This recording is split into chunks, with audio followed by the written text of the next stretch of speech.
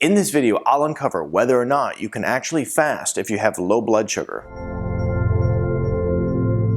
Hi ladies and gentlemen, I'm Dr. Zarowski and welcome back to the channel. Now if you're new to the channel, it's a pleasure to have you here. Be sure to subscribe, hit that bell notification, and join our notification community so that way I can help you excel your health and your life. Now in this video, we're going to uncover, can I fast with low blood sugar? I have people all the time. They see my fasting videos, they see all the material I put out there on intermittent fasting and 3-day fast and water fasting, and they say, well, I really love this information, but I can't do it because I have low blood sugar. I go from the place of hyperglycemia where I have too much blood sugar to hypoglycemia where I'm crashing, and this isn't for me. Well, the truth is that this is for you. It's just that you actually have to know how to approach it, because one of the great things for actually balancing blood sugar is actually doing fasting. Let's go ahead in this video, put some practical thought to this whole topic, and then create a plan as to how to move forward. So first of all, when we look at this topic, we're talking about prediabetes and also diabetes type 2. Okay, this is where people are going from high blood sugar to low blood sugar, and they have this huge blood sugar instability. In the case of prediabetes, a lot of people have this unknowingly. It's estimated that 84 million people have prediabetes and they don't even know that they have it.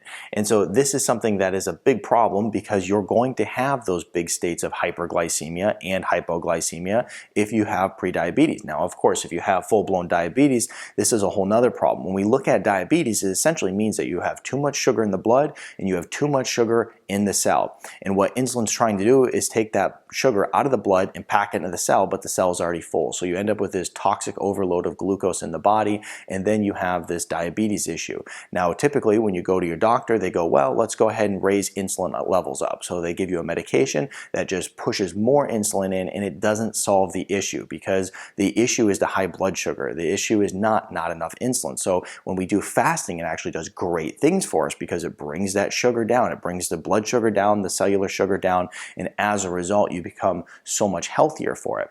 Now, a lot of people say, well, what happens is I go into that hypoglycemia state, and as a result, I think that, it could potentially kill me, which, hypoglycemia in many ways is very bad. But when we look at hypoglycemia in fasting, essentially what's going to happen is gluconeogenesis is going to occur. This basically means that because you have run out of blood sugar, your body turns to the fat stores, starts breaking down the glycerol and turning it into the energy that it needs to survive. And so this is happening at night when you sleep. This is happening all the time.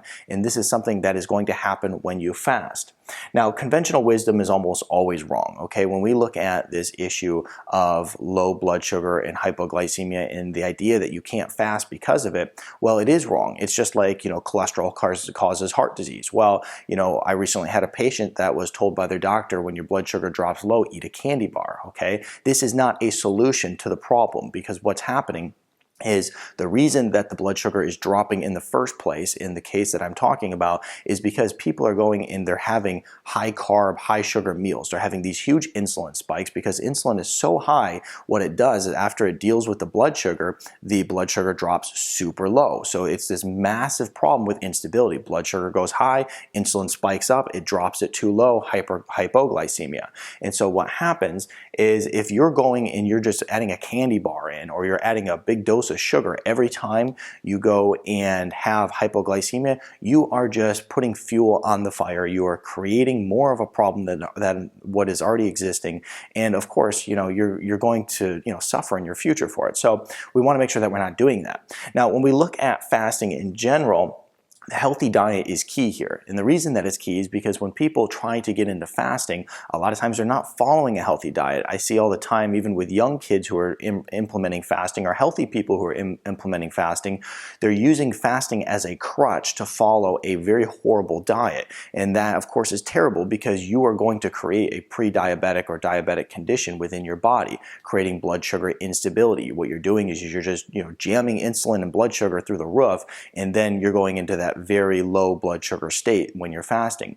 Now, people who are healthy, they can get away with this, well, they're healthy, of course, but people who have prediabetes or type 2 diabetes and they're getting huge swings in their blood sugar, they cannot get away with this. So following this healthy diet is so key, so critical during this time.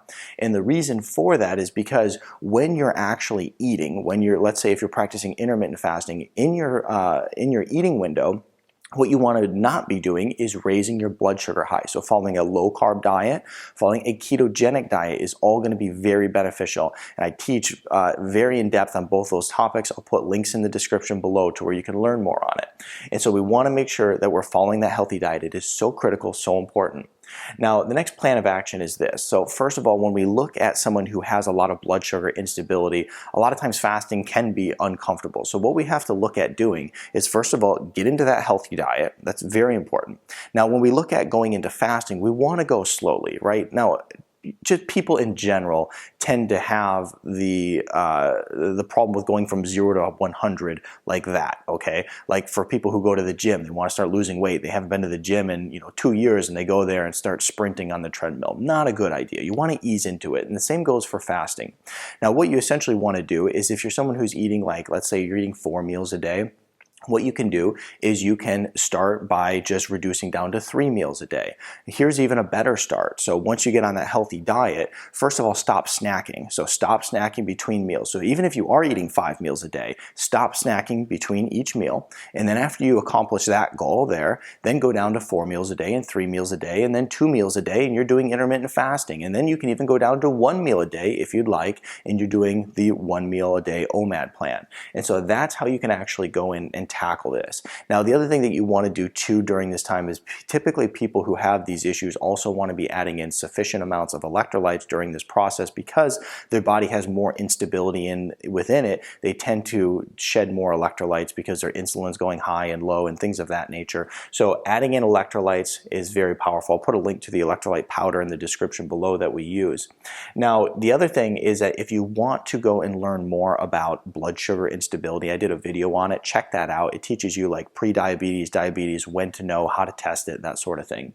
And now the last thing I want to mention here is when to work with your doctor. So if you're someone who already has diabetes, and you want to go in and start doing fasting, you need to work with your doctor on it, because what is happening is that if you have diabetes and you're on a medication, you will drive your blood sugar far too low, to a dangerous level low, and that's not healthy either. Now, when you are on a medication, work with your doctor, because when you start implementing the healthy diet, blood sugar is going to drop. When you start implementing fasting, blood sugar is going to drop. If you're on a medication, it's going to just drive your blood sugar down, and that's not good. So you want to work with a doctor if you have diabetes, if you're on medication, and you want to implement fasting. So be sure to share this video with your friends. If you have any questions, we'll go ahead and put it in the comment section down here below. Be sure to give this video a thumbs up. I'd greatly appreciate it. And then also subscribe to my channel if you haven't done so yet. And then check out my other videos on how you can improve your health. I'll see you in the next video.